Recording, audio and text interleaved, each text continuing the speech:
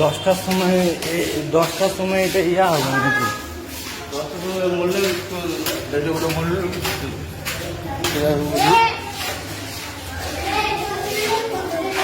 Master না, এই তুই মাস্টার কি করছে? তোদের মাস্টার কই রে? ঘর চলে গেছে, এখন আসেনি।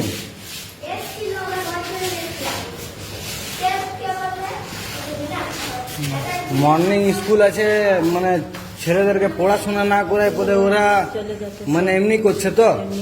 ঠিক আছে, আমরা দেখছি তার ব্যবস্থা। তাহলে ছেড়ে দাও, রিজাইন দিয়ে দাও। বেকার ফালতু কেন মাস্টারগিরি তাহলে করছো? আমাদের ছেলে পেলে ভবিষ্যৎগুলো নষ্ট করছো কেন?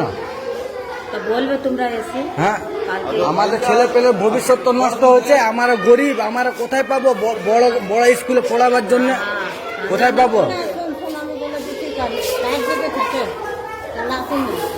কালে 6টার সময় একটু ওয়াচ করবো, এখানে বসে 7টা আছে তখন কিন্তু দাঁড়াই 1 ঘন্টা বসে এখানে ওয়েট করবো, আর আসবে তো কথা করবো। এমনি করে বললে হবে? একটা স্কুলে সবাই মানে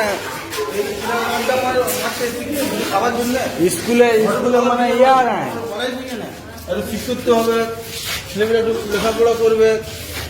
এখানে কি কোনো হচ্ছে না তো? এই মুহূর্তে দেখছেন আপনারা, আমাদের ছেলে পেলের ভবিষ্যৎ এইভাবে অন্ধকার হবে। ঠিক আছে, আপনারা দেখুন স্কুলের টিচার মাস্টার কেউ নাই। 7টা বাজতে চললো। নম্বর না আর নম্বর দরকার নেই, আর দরকার নেই নম্বরে। কাল সকাল আসবো, জবাব দিতে হবে। এনে তোমার সাইন করবে। স্কুলের অবস্থা কি আছে বল? পশ্চিমবাংলার অবস্থা মা কালী। বাচ্চা গেলে এমনি পড়ে আছে, বোর্ডে কিছু লেখা নাই, শুধু মানে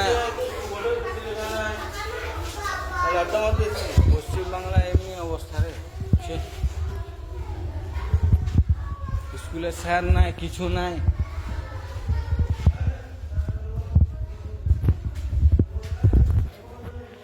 রানীগঞ্জ কুমোরবাজার 1 নম্বর স্কুল,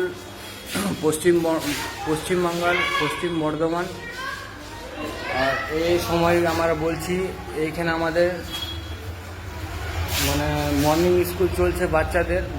দেখো ভিতরে স্যার ফ্যার কিছু নেই। এই মুহূর্তে আমরা যেটা বলতে চাইছি, আমাদের গরিব গরিব গরিব গরিব ঘরের কি ছেলে আমাদের কি এমনি যাবে? আমরা কি টাকা পয়সা দিয়ে পড়াতে পারবো না? হ্যাঁ, পশ্চিমবঙ্গের সরকার এতটা খারাপ হয়ে গেছে এখন যে বাচ্চার স্কুলে সরকারটা ইয়ে করতে পারছে না।